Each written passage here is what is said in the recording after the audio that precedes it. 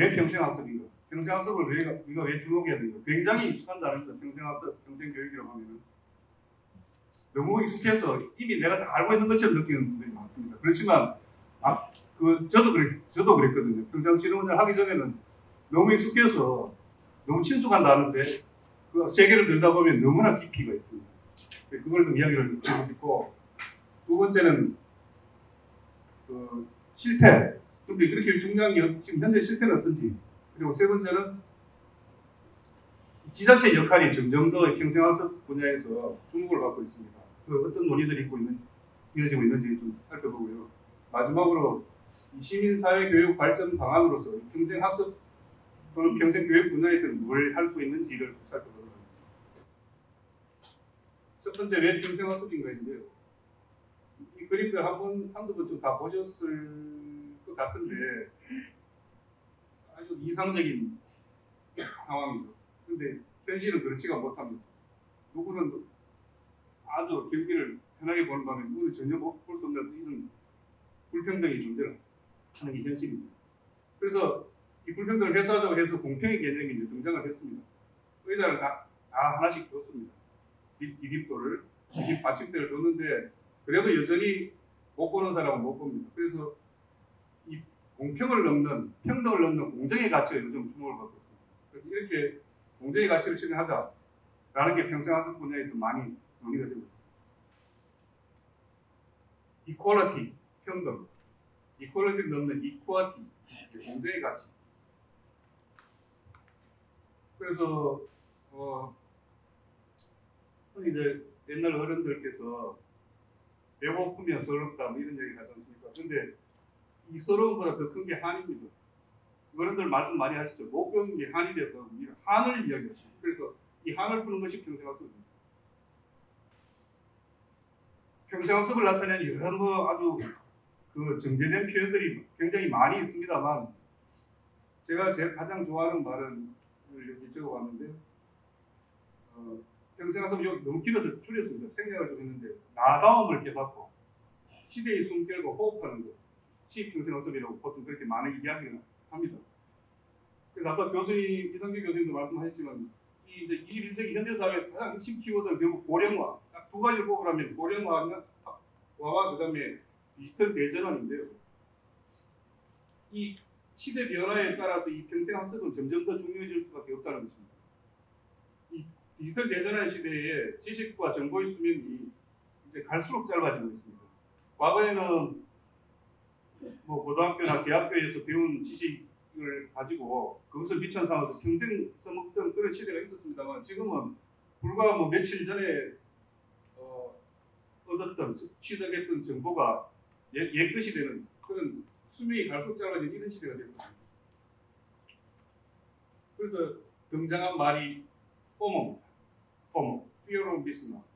이 의미는 세상이 너무나 빨리 변하기 때문에 이 빠른 변화 속에서 나만 뒤처지고 있는 게 아닌가 하는 두려움을 누구나 갖고 있다는 겁니다. 그래서 나만 나보자. 여기 계신 분 중에도 아마 그런 생각을 좀 하신 분들 들어있지 싶은데 저도 좀 그렇습니다. 그래서 새로 생겨난 게 요즘 뭐 디지털 문맹자, 디지털 비문해자 이런 얘기도 지금 생겨나고 있는데요. 그래서 이 평생학습은 포모라는 이 두려움을 배움의 슬레이브로 바꾸는 것이 평생학습입니다. 그래서 이거는 뭐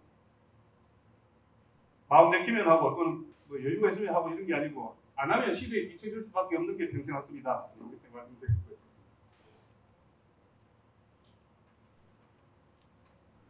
계속해서 실태를 좀 알아볼 텐데요. 이 평생학습 분야에서 가장 문제가 이겁니다. 왜곡된 인식, 아주 오래된 편견들이 있습니다. 처음에 말씀드렸다시피 평생학습은 내가 이미 잘 아는 것이지 어떤 그 사례가 좀 등장했습니다만 행정복지센터에 가서 춤 배우는 것이 가요 배우는 게 이게 평생학습 이 정도의 인식만 우리가 갖고 있는데 그렇지 않다는 겁니다. 그리고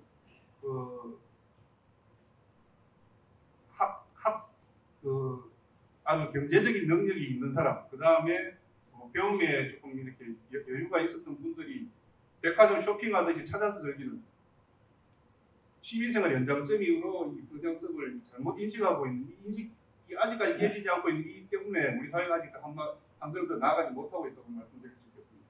그래서 이 평생학습에 대한 잘못된 인식과 오래된 편견을 바꿔야 되는데 이걸 어떻게 바꿉니까? 결국 정책 결정권자가 평생학습을 사고하는 것부터가 바뀌어야 되고요. 일대전환이 필요합니다. 그리고 그것이 정책으로, 교육 정책으로 패러다임이 변화가 되어야만 이 평생학습 실태를 바꿀 수 있다고 지금 말씀드릴 수 있겠습니다.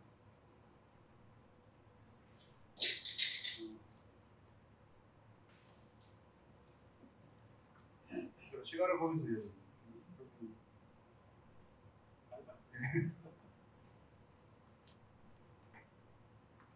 평생학습을 인식 실태로 왜 바꿔야 되느냐 다시 한번 정리를 해보면 현대 도시는 뭐 무슨 산업 인프라가 잘 돼 있다든지 무슨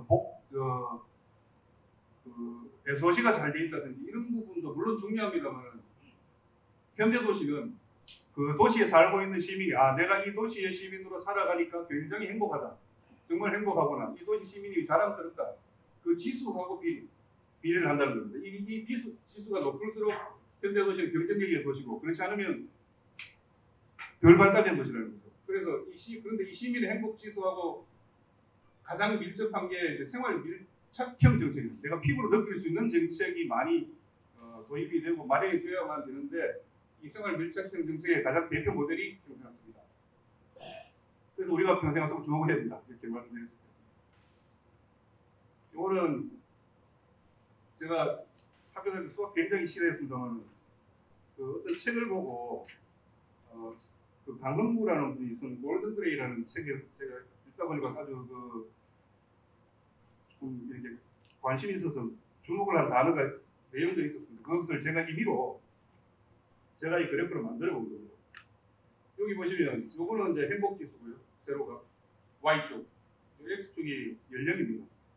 그래서 이 환경곡선이라는 게 있는데 이거는 운명처럼 주어지는 것이라는 거죠. 그래서 아주 바닥에서 이렇게 일자로 가는 사람도 있을 수 있고 태어나서부터 남달리 조금 좋은 환경에서 행복한 이렇게 환경을 주어진 여기서 이렇게 서히 주어지는 사람도 있을 것입니다. 그런데 이 삶의 노하우 곡선이라는 것은 살아가면서 보고 듣는 학습 경험들 이런 것들이 이제 축적된 그래서 이 우상향하는 이 삶의 노하우 곡선을 이제 빼게 되는데 이것이 삶의 노하우 곡선이 주어진 이 환경 곡선 돌파하는 이 순간을 골든 크로스라고 보면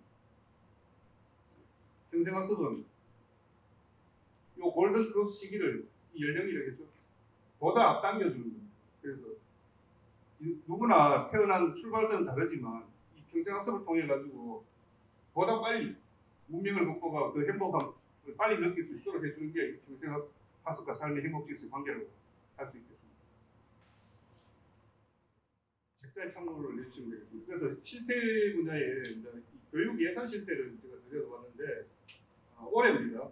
그 교육부의 총 예산이 88조 6,400여 원인데 이 중에 분야가 교육부에서 이렇게 분류를 해놨더라고요. 그래서 평생, 그다음 직업교육하고 붙여서 이게 전체 한 1.3% 되고요. 유아 및 초중등 교육 분야 78.8, 약 80% 육박합니다. 그리고 고등교육이라는 게 대학 교육인데 13.3%입니다. 올해 어떻게 되느냐, 내년에 어떻게 되느냐 2023년도 교육부 편성을 예산을 보니까요. 올해 대비해가지고 1.1%가 적용이 되고 유아 및 초중등 교육은 16.5%가 적용하고요. 고등교육은 2%가 적용했습니다. 원래 많은 예산 비율을 가진 분야가 더 많은 비율이 정액이 되니까 갈수록 이제 격차는 더 커진다는 겁니다. 그래서 우리나라 대한민국 국민들 중에 비학령, 소위 말해서 학교 다니지 않는 통상적으로 이야기하는, 전통적으로 이야기하는 학교에 다니지 않는 인구가 전체 90%인데 평생 직업교육 예산은 전체 교육 예산의 고작 1%에 불과하다. 이걸 빨리 깨야 됩니다. 오늘 이제 발표 내용 중에 제가 뭐 교육부 분야의 전문가 아니라고 서두에 말씀드렸는데 내용 중에 그러다 보니까 이게 뭐 교수님처럼 무슨 정제되거나 절제되거나 이런 식의 표현을 제가 못 드리고 제 표현이 좀 거칠거나 좀 듣기에 따라서 좀 이렇게 뭐 불편한 내용도 있을 수 있습니다. 미리 좀 양해를 구한다는 말씀을 드리고요. 그래서 이 교육 예산 실패를 지적한 언론 보도들이 쭉 있었습니다. 제가 제목을 쭉 찾아보니까 학생은 주는데 교육 예산은 여전히 이렇게 많이 주는 게 맞느냐 이런 지적들이 계속 있어요. 가장 이제 하이라이트는 올해 7월쯤에 나온 보도를 보니까 이게 있더라고요. 돈은 남아 도는데 초중고에 함정 자모까지 사입었다. 돈 쓰기 위해서 이런 기사도 있었습니다. 이제 이러다 보니까 이제 대학들에서 유아 초중등 교육의 예산을 줄이고 대학의 예산을 더 늘려야 된다는 이런 주장들이 더 생겼습니다. 그래서 교육재정교부금이라는 게 있는데요. 이게 내국세라 하면은 관세를 거치지 않는 세금. 우리나라 전체 뭐 세금 중에 그거의 20.79%를 일괄적으로 해서 무조건 교육재정교부금 무조건 유아 및 초중등 교육에 배정하게 되어 있습니다. 그래서 이것을 조정하자는 요구를 대학 교수님들이 많이 하시죠. 그러니까 이제 교육에서 막 우리 거 뺏어간다고 반발도 하고 이런 과정이 있습니다. 그럼 이제 이 대목에서 제가 좀 의문을 가지는 그럼 교수님들이 많이 주장하시는 것처럼 대학에 대한 투자를 강화하면 그런 교육의 공공성이 강화되는 것이냐 좀 이렇게 질문을 던져볼 만하지 한데요. 제가 여기 예시라고 해놨는데 물론 뭐 이거 하나가 전체 다를 뭐 대변한다고 나타낸다고 할 수는 없지만 제가 평생교육진흥원장하고 그다음에 기자생활 하면서 보고 느꼈던 그 경험들을 바탕으로 뭐 다를 열거를 할 수 없으니까 그중에 대표적인 것만 제가 말씀드리려고 이걸 가지고 왔는데요. 이 RIS는 지자체와 지역 대학의 그 지역 혁신 사업으로 해서 이제 교육부가 이걸 야심차게 이제 추진을 했는데 결국 영국이 두 번 연속 떨어졌습니다. 두 번 연속 떨어지고 올해 7월 달에 이제 가까스로 이제 선정이 돼가지고 막차를 탄 거죠. 근데 이 들어가는 예산을 보니까 국비가 2,318억, 지방비가 994억입니다. 그러면 이 대구 영국에 앞서가지고 이미 이 RIS 대학으로 사업에 선정된 지역들이 있습니다. 그럼 그쪽 지역 대학들이 그러면은 뭐 경쟁력이 막 높아졌는지 또는 뭐 원하는 만큼 뭐 자기들 발표한 만큼 혁신 성과를 이뤘는지에 대한 그런 자료를 좀 저는 찾아보기 힘들었습니다. 그래서 여기에 대학 쪽에도 이미 어마어마한 돈들이 지금 들어가고 있는데 평생교육 쪽에는 이런 것들이 좀 관심이 아직까지 많이 낮다는 거죠. 그걸 제가 좀 말씀드리기 위해서 이걸 가져왔고 휴스타 이게 이제 대구 경북에서 좀 야심차게 이제 먼저 시행을 했던 겁니다. 그래서 지역 인재 양성을 해서 지역의 미래 성장 산업 쪽에 필요한 인력들을 이제 양성해서 배치하자 하는 그 사업인데 이게 많은 성과를 내긴 됐어요. 그런데 여기서 이제 모티브를 얻어가지고 이 정부가 문재인 정부 때 이 RIS 사업을 한 겁니다. 그런데 이 대구에서 이제 먼저 아이디어를 내가 했는 이게 지금은 또 이제 시장님이 바뀌었잖아요. 그러니까 이게 지금 계속 되는지 안 되는지 잘 모르겠어요. 하여튼 이런 식으로 해가지고 조금 단절되고 분절되는 이런 문제들도 조금 짚어볼 여지가 있다 이렇게 말씀을 드릴 수가 있습니다. 그래서 이제 평생교육 분야 쪽에서는 이제 주장들인데요. 요즘 이제 그 정원 채우기가 대학들이 점점 힘들어지니까 평생교육으로 눈을 돌리는 이 커리큘럼 과정을 이제 개설한 대학들이 점점 늘고 있습니다. 전문대학을 들이 먼저 시작을 했고 지금 최근에 보면 4년제 대학들도 굉장히 많이 이제 하고 있는데 저는 굉장히 바람직하다고 생각합니다. 바람직하지만 어떤 방향으로 가야 되는지에 대한 의견을 좀 보탠다면 이 평생교육을 사립대학 지원 정책 차원으로 바라보는 것은 문제가 있다. 이게 이제 평생교육 분야에서 하는 얘기입니다. 그래서 지금 대학의 평생직업교육은 정부와 대학의 1대1 관계 속에서 진전되어 왔기 때문에 지역사회와 산업계 참여가 충분히 보장되지 못하고 다가 협력 거버넌스가 안 되고 대학에 대한 지원 그러니까 대학들이 학생 보기 힘들어가 죽어가고 있으니까 그 임시 방편으로 산소호흡기 달아준 거는 뭐가 다르냐 이런 얘기입니다. 자, 이러면서 지자체의 역할이나 책임도 정리를 하고 있는데요. 또 알아보기 전에 이 평생교육 관련 법률을 잠깐만 좀 말씀드리면 평생교육 개념이 처음 등장한 건 1965년입니다. 그렇게 있고요. 우리나라 헌법에 굉장히 일찍 이 반영이 명시가 됐습니다.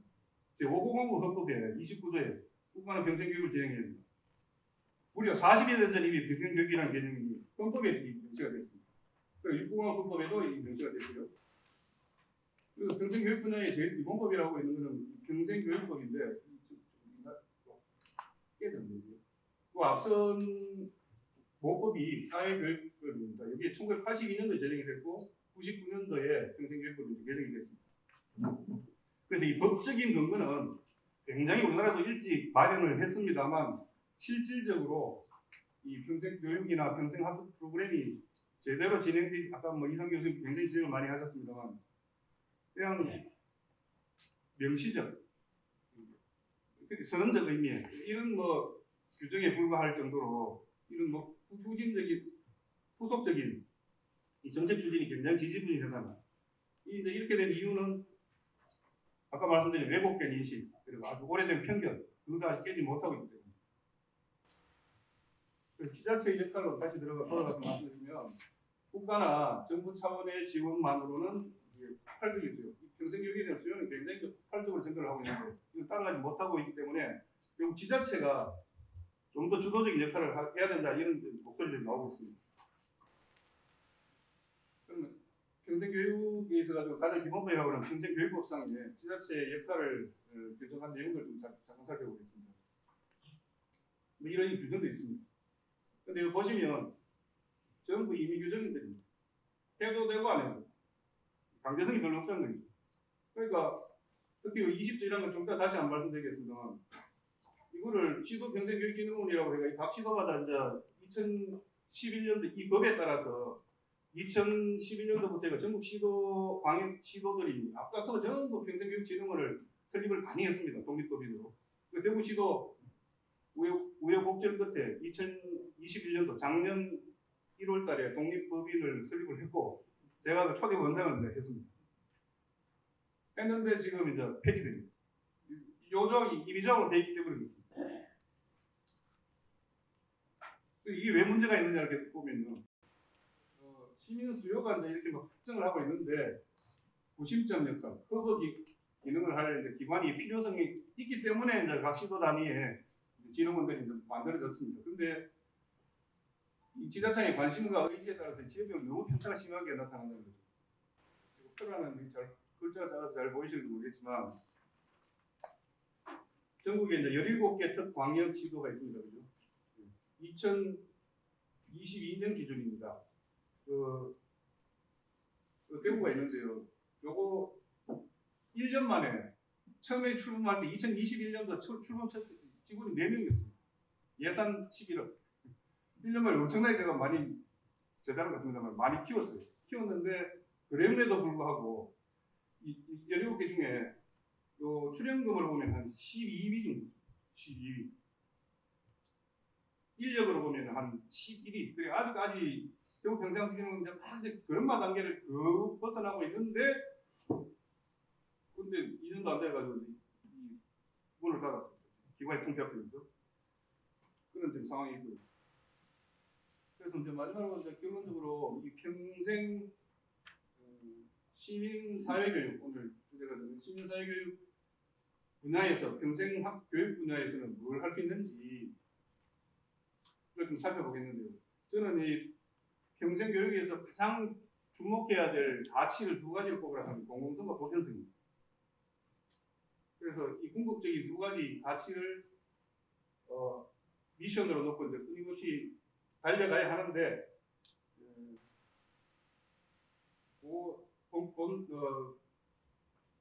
결론을 더 말씀드리기 전에 이걸 잠깐 한번 더 말씀드리면 앞에 그 17개 시도평생교육진흥원 이 협의회를 이제 구성을 했다고 말씀드렸지 않습니까? 그래서 제가 그 부회장 활동을 했던 내용들인데요. 2021년도에 뭐 이런 활동들을 했었어요.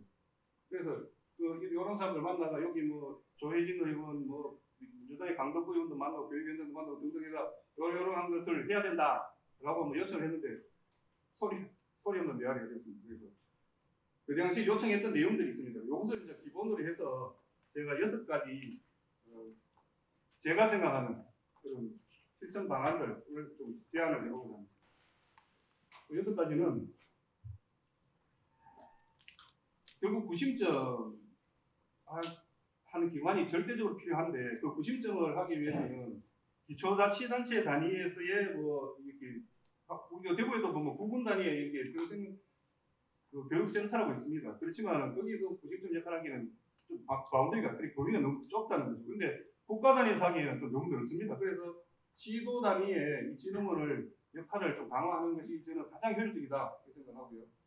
그 다음에 정부 차원에서도 교육부 예산이 아까 1%도 안 된다고 제가 말씀드렸잖아요.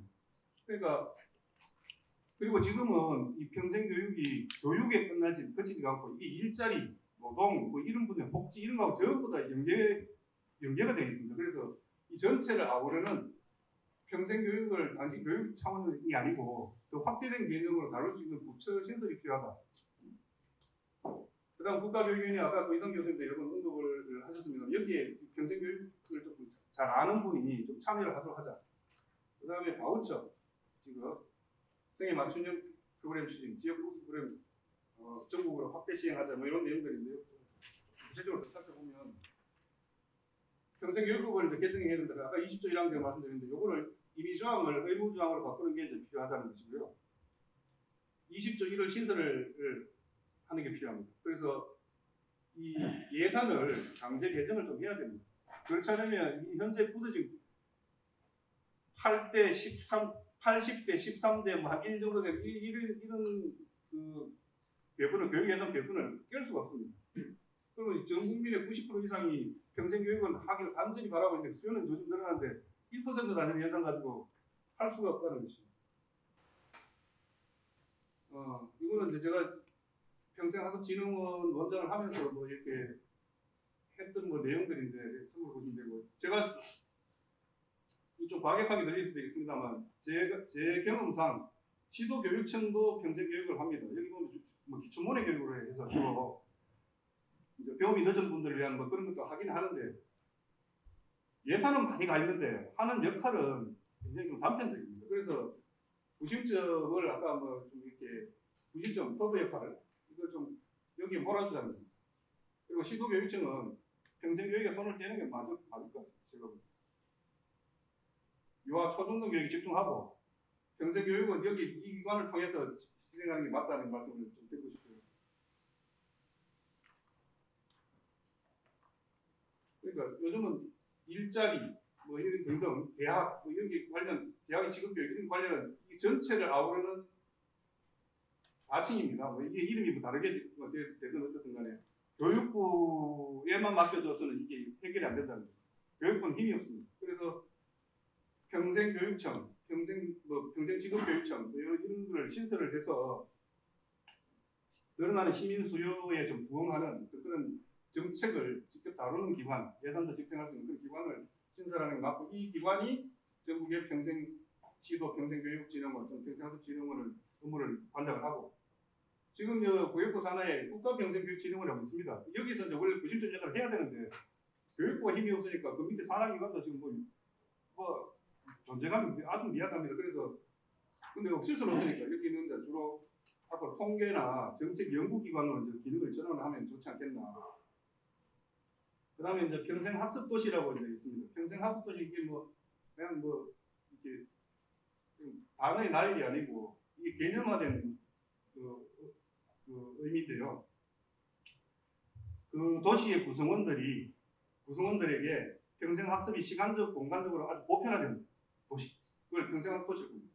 그래서 교육부에서 이제 이렇게 지정도 하고 하는데 앞으로는 제 희망사항이기도 한데 앞으로는 우리 이제 행정복지센터 있지 않습니까? 그러면 예전에는 이게 뭐 동사무소로 있다가 뭐 또 뭐 주민자치센터로 있다가 지금 뭐 이름이 여러 번 바뀌었지 않습니까?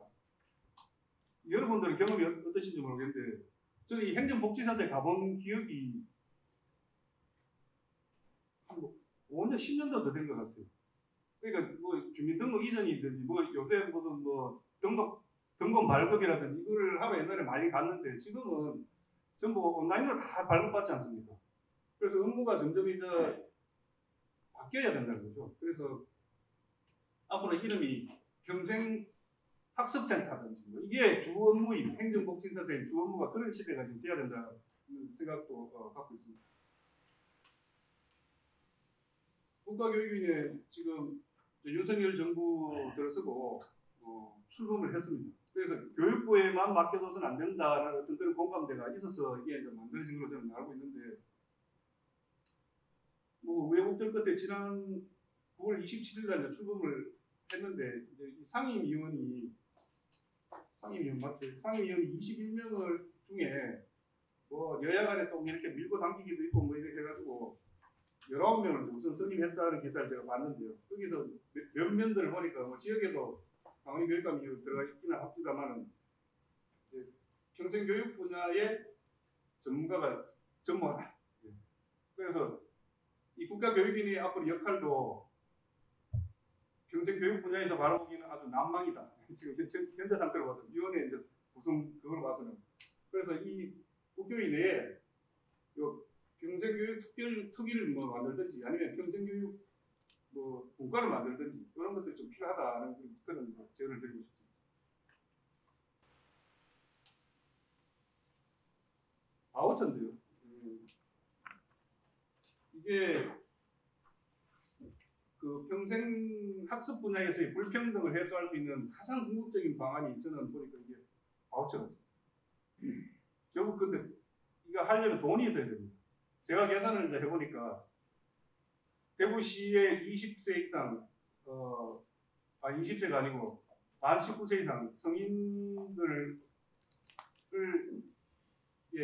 매월 2만 원씩 바우처를 만약 지급한다고 했을 때 연간 드는 예산을 보니까 1년에 한 5천억 들죠. 그럼 대구시 예산이 1년에 뭐 한 10조 원 정도 될 텐데 그 중에 5천억 비율이 너무 높지 않습니까? 그래서 지금은 이거는 뭐 당장은 현실을 불가능하겠지만 그렇지만 앞으로 이제 대구시의 어떤 재정 규모도 점점 커지고 예산 규모도 커지고 이러면 언젠가는 할 수 있다는 거죠. 그래서 이게 왜 필요하냐면 어떤 사람은 좋은 부모 만나가지고 뭐 좋은 교육 받았고 또 좋은 직업 가지면서 경제적 여유도 있는 사람은 평생 학습을 막 찾아다니면서 합니다. 지금도 보면 쇼핑하듯이 옷 사입듯이 신발 사입듯이. 그렇지만 그렇지 못한 사람이 분명히 우리 사회에 많이 있습니다. 그분들한테 그런 격차를 해소해 줄 수 있는 방법은 당신이 지금은 비록 먹고 살기 힘들어서 교육을 바쁘시거든 제대로 못 받지만 이분에게 바우처를 드리는 겁니다. 그럼 바우처를 적금 넣듯이 꼬박꼬박 이제 적립을 하면 내 생에 언젠가는 그 모아뒀던 것을 마음껏 쓸 수 있게 해주자는 거죠. 그래서 이제 요거를 하기 위해서 바우처제를 하기 위해서 제가 지금 원장으로 있을 때 전국에서 처음으로 아직 이 기본권 조례를 제정한 시도는 없습니다.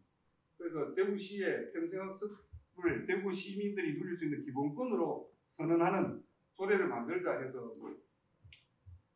담당 직원도 뽑고 한참 일하는 도중에 지금 저는 나와서 지금 현재는 진흥생활 잘 모르겠어요. 이게 이제 대구시청으로 지금 했는데 가을쯤 포럼을 한다고 했는데 지금 요거는 좀 상황을 제가 좀 봐야 되겠습니다. 아까 이성기 교수님도 좀 강조하신 부분일 수 있는데요. 생애 단계별, 생애 맞춤형 평생학습 프로그램을 좀 추진하는 것이 좀 필요하겠다. 좀 이렇게 평생학습도 체계적으로 좀 치밀하게 이렇게 프로그램을 짜는 이런 노력들이 조금 더 필요하면 좀 보다 많은 시민들에게 골고루 평생학습 기회가 좀 돌아갈 수 있겠다는 생각이 들고요. 저는 이제 이 생애별로 하는 것이 가장 좀 효율적이다 이렇게 생각을 하는데 미래 세대, 청년 세대, 신중년 세대 여기에 요즘은 가장 뭐 필요로 하고 있다고 이제 인식하고 있습니다만 미래 세대에게 필요합니다. 그래서 전생애를 아우르는 시민들에게 이 평생학습 프로그램을 맞춤형으로 제공하자.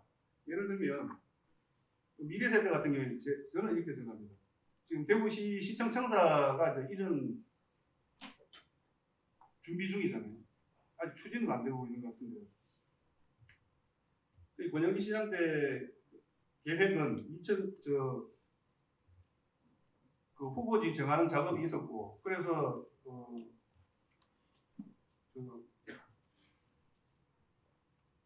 이름 갑자기 생각나네. 정수부지가 이름 뭐죠? 그 달서구에 예, 저도 60도 안 되는데 자꾸 한 번씩 깜빡깜빡해서 우리 정수장 부지로 이제 정해져서 2026년까지 이제 시청을 옮기자고 했는데 그러면서 이제 자연스럽게 나온 게 그 현시청 청사를 어떻게 활용할 것이냐 나왔고 여기 아직도 그게 결론이 지금 안 나오고 있습니다. 제 생각에는 현시청 청사는 대구시의 중심가에 있고 시민들이 누구나 그 위치를 잘 알고 있고 공공시설이었습니다. 그리고 대구시 입구고 그러면 여기에 미래 융합교육센터 같은 거 그런 걸 여기에 하게 되면 얼마나 효율적일까 이 생각. 여기 뭐 잠깐 나온 아닙니다만 65층짜리 무슨 랜드마크형 호텔을 짓자는 거 이런 이야기인데 저는 그건 너무 의미 없는 발상이라고 생각하고 미래융합교육센터 같은 걸 해서 미래 세대를 위해 가지고 뭐 AI, 블록체인, AR, VR, 뭐 코딩 하여튼 이런 걸 할 수 있는 집합소를 하나 만들면 얼마나 좋을까 이런 생각을 해보고 있습니다. 메타버스도 포함되겠습니다. 마지막 6번째 저희 제언인데요. 각 지역에서 이미 많이 이제 이렇게 검증된 우수한 프로그램들이 경쟁력 프로그램들이 꽤 있습니다. 그런데 이것들을 시도마다 서로 공유를 잘 못합니다. 근데 요즘같이 정보가 이렇게 활달하게 유통되는 시대에 왜 공유가 안 된다고 하지만 결국은 그 관심도에 따라서 지자체가 얼마나 관심을 갖고 여기 들여다보느냐에 따라서 아주 잘 되는 시도가 있는 반면에 그렇지 못한 시도도 있다는 것입니다. 그래서 대구는 이런 것들이 있습니다. 대구 시민의 저자 입문 프로그램, 1인 1책쓰기, 그다음에 시민공개 학습 카페, 학습 큐레이터 등등 있는데 하여튼 이런 예를 들면 이런 것들을 잘 되는 우수 프로그램들을 전국 단위로 좀 확대 시행을 하게 되면은 전국 단위로 대한민국 국민 모두가 평생학습을 향유할 수 있는 그런 기회가 확대되지 않을까 그렇게 생각합니다. 교육 전문가도 아닌 사람이 나와서 너무 두서없이 얘기합니다. 저는 하여튼 평생학습을 우리 대구 시민들이 좀 더 행복지수가 좀 높아지는 그런 도시가 됐으면 하는 그런 내용으로 오늘 조금 발표를 드렸고 그 평생학습에 대한 좀 인식을 여러분들이 좀 새롭게 가지는 결과가 이어졌으면 하는 그런 바람이 있습니다. 이상 마치겠습니다. 고맙습니다.